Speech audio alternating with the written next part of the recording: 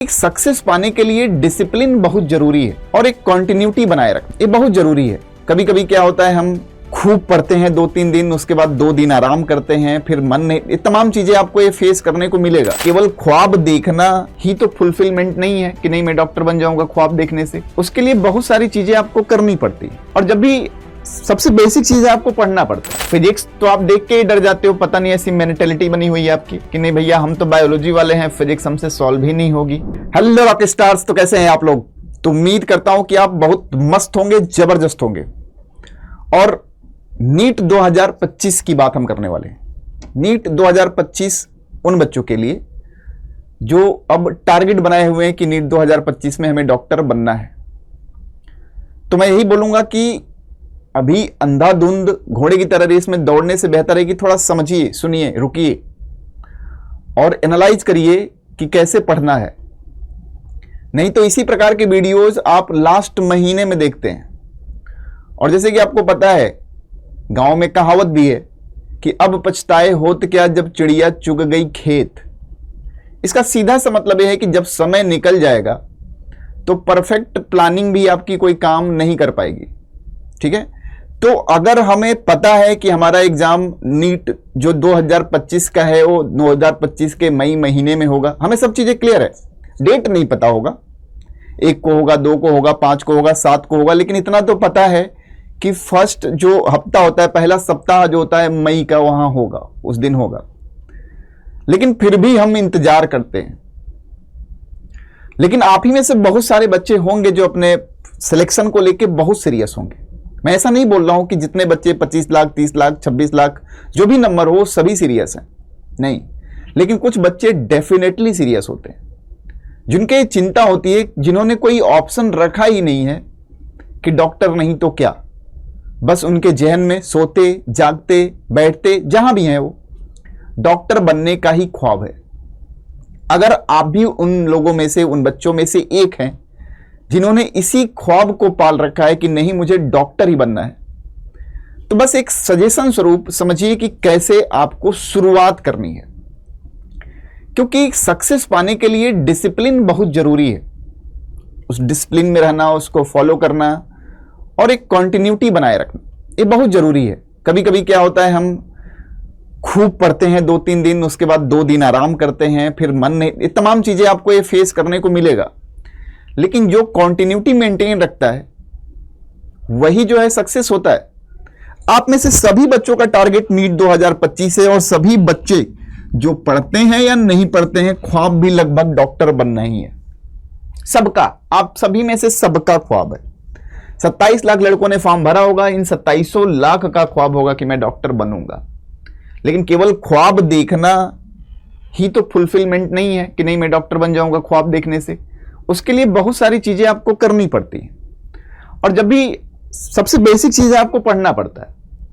लेकिन पढ़ तो सर सभी रहे हैं। मैंने तो 18 घंटे पढ़ाई की थी, तब भी नहीं सिलेक्शन हुआ, या तब भी उतने मार्क्स नहीं आ रहे कि सरकारी कॉलेज मिल जाए। तो ये तो कहना गलत है सर। नहीं, पढ़ना जरूरी है, पढ़ना तो प्राइमरी फैक्ट है, लेकिन पढ़ना कैसे है बहुत जरूरी है। ठीक है, पढ़ना कैसे है ये बहुत जरूरी है। तो वही मैं बताऊंगा कि अगर आपको नीट 2025 आपने टारगेट बनाया है, चूंकि मैं बायोलॉजी आपको पढ़ाता हूं, तो बायोलॉजी में कैसे फुल मार्क्स, क्योंकि आपको पता होगा सभी नीट की तैयारी करने वाले बच्चों का बायोलॉजी में कॉन्फिडेंस तो होता है, उनको लगता है कि नहीं ये तो अपना है, क्योंकि मैं साइंस से ही पढ़ा हूं और मेरा पीसीबी था, तो बायोलॉजी को अपना समझ के चलते हैं। लेकिन फिर भी ये अपना जो समझ रहे थे उसमें फुल स्कोर नहीं कर पाते। फिजिक्स तो आप देख के ही डर जाते हो, पता नहीं ऐसी मेंटेलिटी बनी हुई है आपकी कि नहीं भैया हम तो बायोलॉजी वाले हैं, फिजिक्स हमसे सॉल्व ही नहीं होगी। लेकिन इनमें से ऐसा कुछ भी टंटा नहीं है, नहीं, ऐसा कुछ करना ही नहीं है आपको।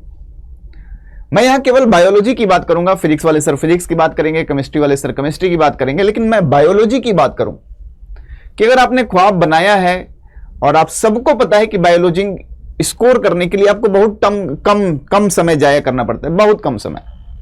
जब बहुत कम समय जाया करना पड़ेगा आपको, यानी जो नीट का पेपर आपने दिया होगा तो देखा होगा इसी बायोलॉजी के 90 क्वेश्चन के लिए, 100 क्वेश्चन के लिए आपने 30 से 35 मिनट टाइम लिया होगा। जो बच्चे सेलेक्ट होंगे या जो बच्चे अच्छे मार्क्स पा रहे होंगे इस बात को जान रहे होंगे कि जब हम पेपर देते समय नीट का टाइम बांटते हैं तो लगभग बायो को 35 से 40 मिनट या 30 मिनट ही देने का प्रयास करते हैं कि इतने में हमें बायोलॉजी सॉल्व कर ले जानी है 100 क्वेश्चन। देखना तो 100 क्वेश्चन होगा, सॉल्व 90 करना होगा। फिजिक्स केमिस्ट्री तो देखो रिलेटिवली हम ज्यादा टाइम देते हैं, उसमें भी देखें तो रिलेटिवली हम फिजिक्स को ज्यादा टाइम रखते हैं, टाइम लगता भी है उसमें। तो पेपर मिलने के 40वें मिनट में अगर आपको पता चल जाए कि 360 नंबर आपका सिक्योर हो गया है तो फीलिंग ही कुछ और होगी दोस्त, ठीक है। उस शुरुआत का 40 मिनट ही डिसाइड कर देता है कि आपका सिलेक्शन हो रहा है कि नहीं हो रहा है, लेकिन ये पेपर में पता चलता है, अभी नहीं। तो शुरुआत का 40 मिनट जो है, ये जो 360 नंबर आपको दिख रहा है बायोलॉजी का, ये कैसे प्राप्त हो। सबसे बड़ी समस्या यही है कि वीडियो तो बहुत सारे देखे हैं, लास्ट में यही वीडियो देखते हैं कि हाउ टू कंप्लीट बायोलॉजी इन मात्र 15 दिन, 10 दिन में कैसे पूरी बायोलॉजी पढ़ लें, ये वीडियो लास्ट में देखते हैं आप। लास्ट में तमन्नाएं भी होती है और एनर्जी भी जाग जाती है, लेकिन तब क्या होता है, तब यही होता है कि समय निकल चुका होता है। लेकिन यही बातें आप शुरू से फॉलो करते हुए चलिएगा, डे 1 से अपने हैबिट में लाइएगा कि नहीं भैया हमें साल भर तक इसी स्ट्रेटजी से चिपके रहना है, तो 360 नंबर लाना कोई बहुत बड़ी बात नहीं है। ये 360 नंबर लाने के लिए पहला सवाल आपके जेहन में यही आना चाहिए कि 360 नंबर तो सर जी ठीक है, लेकिन लाएं कैसे। इन लिखा हमने, परंतु कैसे लाएं। पहला सवाल तो यही है कि वीडियो तो बहुत सारे देख लिए सर जी, पिछले साल भी बहुत सारे लोगों के चैनल पे हमने वीडियो देखे थे, बातें तो बड़ी बड़ी कर रहे थे, लेकिन आया नहीं सर जी उतना नंबर, और ये हमारा दिल जान रहा है कि नहीं आया। लाएं कैसे, सबसे बड़ा सवाल ये है।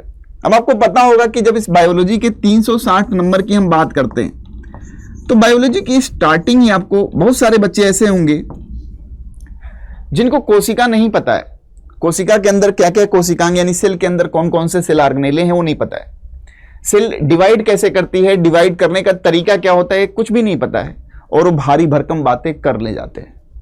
यानी क्रोनोलॉजी बहुत जरूरी है।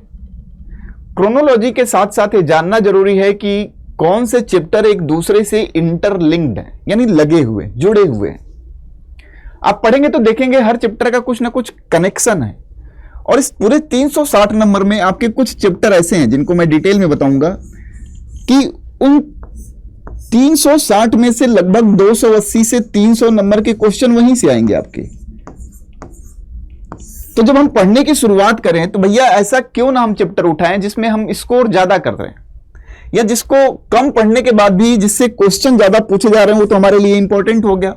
क्यों? क्योंकि हमारा टारगेट जल्दी से जल्दी 360 पे पहुंचने का है। ऐसा नहीं कि हम शुरू कर रहे हैं कोई ऐसा थका हुआ चैप्टर उठा ले पढ़ने के लिए जिससे आया ही एक क्वेश्चन है। तो आप जब ऐसे हालात में होते हो और मान लीजिए आपने कोई टेस्ट दिया, आपने 10 दिन लगाया था उस चैप्टर को पढ़ने के लिए कि भैया इसका एक भी सवाल छोड़ूंगा नहीं मैं, 10 दिन बाद आपने PYQ देखा, प्रीवियस ईयर का एक क्वेश्चन पेपर देखा आपको तो एक ही सवाल आता है, आप डिमोरलाइज हो जाएंगे। क्योंकि मोरल बूस्टअप जरूरी है आपके सिलेक्शन के दिन तक। जब भी हम कुछ काम करते हैं और उसका कुछ परिणाम मिलता है हमें, तो हमें खुशी मिलती है। यानी जब भी आप पढ़ें और सवाल लगाएं और सवाल सॉल्व हो तो आपको अलग सी खुशी प्रतीत होती है।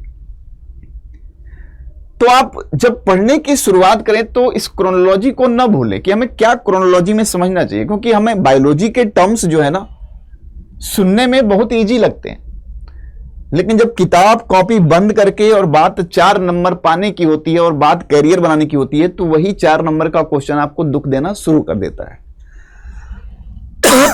तो आपका तरीका क्या होना चाहिए, कैसे स्टार्ट करें।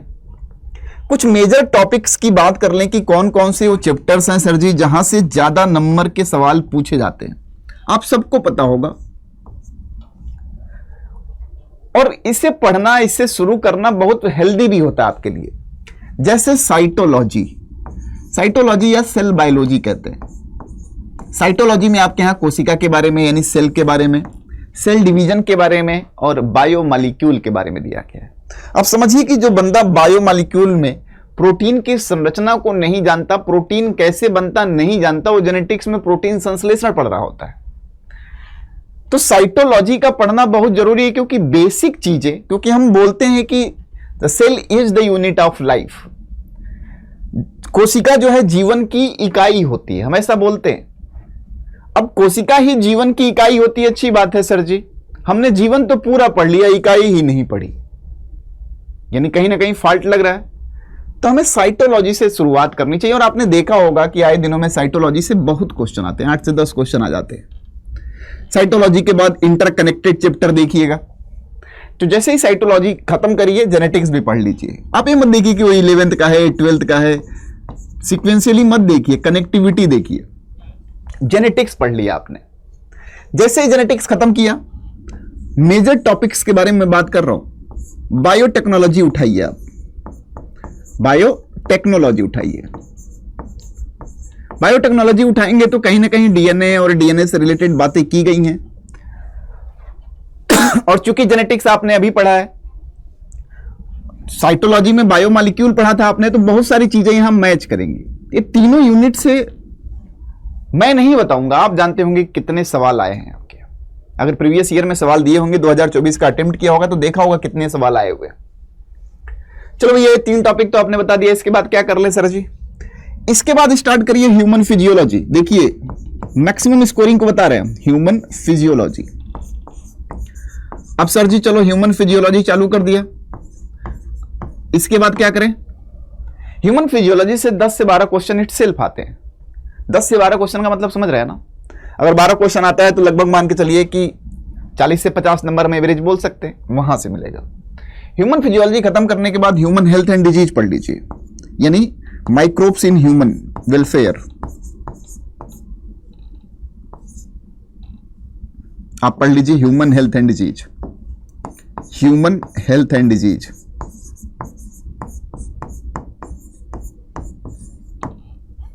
ह्यूमन हेल्थ एंड डिजीज पढ़ लिया।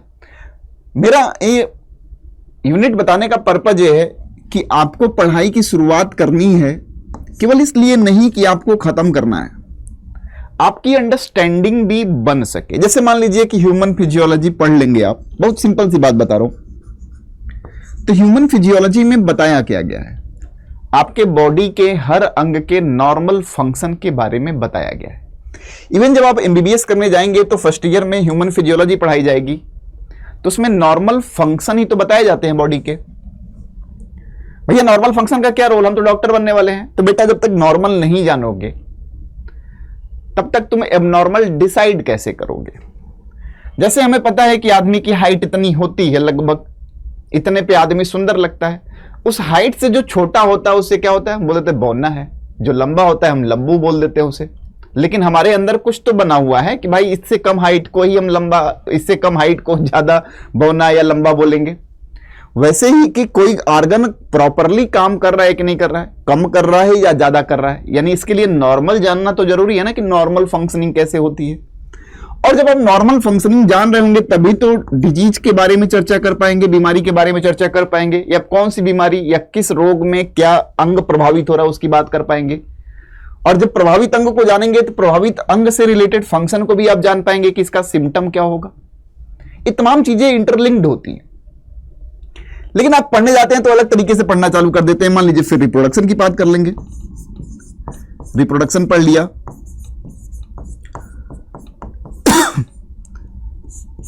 फिर किसकी बात कर लें? रिप्रोडक्शन प्लांट में भी और एनिमल्स में भी, दोनों इंपॉर्टेंट है। रिप्रोडक्शन के बाद आपने चालू कर दिया इवोल्यूशन। इवोल्यूशन से 2-3 सवाल आ ही जाते हैं। इधर प्लांट फिजियोलॉजी देख लिया, प्लांट एनाटॉमी। प्लांट फिजियोलॉजी पढ़ने से पहले एनाटॉमी मॉर्फोलॉजी जानना जरूरी है। मॉर्फो और एनाटॉमी।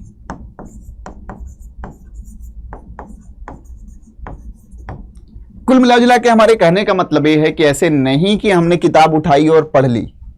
अगर आप क्रोनोलॉजी में पढ़िएगा, सीक्वेंस में पढ़िएगा, चैप्टर के कनेक्टिविटी को कनेक्ट करके पढ़िएगा, तो स्कोर करने में कोई बहुत समस्या नहीं होगी। अब कहो कि चलो सर हम साइटोलॉजी आज से चालू करते हैं। चलो भैया चालू कर लो।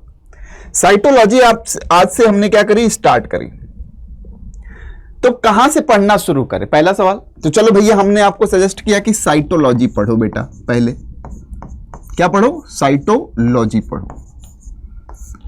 साइटोलॉजी को जब देखेंगे आप, मैं बस आपको टारगेट दे रहा हूं, ऐसे तो हम मिलते रहेंगे आपसे, लेकिन मान लीजिए कि 5 ही दिन 7 ही दिन इस तरीके को फॉलो करो, इंप्रूवमेंट तो आपको दिखना चालू हो जाएगा। चलो भैया, जिसे कहते हैं साइटोलॉजी, उसे पढ़ना जब चालू करेंगे तो इसमें 3 चैप्टर आपको मिलेंगे। कौन कौन से भैया? तो मिलेगा कोशिका जीवन की इकाई। बहुत ध्यान से समझिएगा, क्या मिलेगा? कोशिका जीवन की इकाई, लिखना जरूरी नहीं है, पहला चैप्टर मिलेगा। दूसरा मिलेगा आपको कोशिका विभाजन, कोशिका विभाजन मिलेगा। हम केवल एक आइडिया लेके दिखा रहे हैं आपको कि कैसे आपको पढ़ना है। और तीसरा मिलेगा आपको क्या भैया? तीसरा मिलेगा जैव अणु, बायोमॉलिक्यूल, जैव अणु मिलेगा। चलो भैया, ये 3 चैप्टर हो गए तो हमारा साइटोलॉजी हो जाएगा खत्म।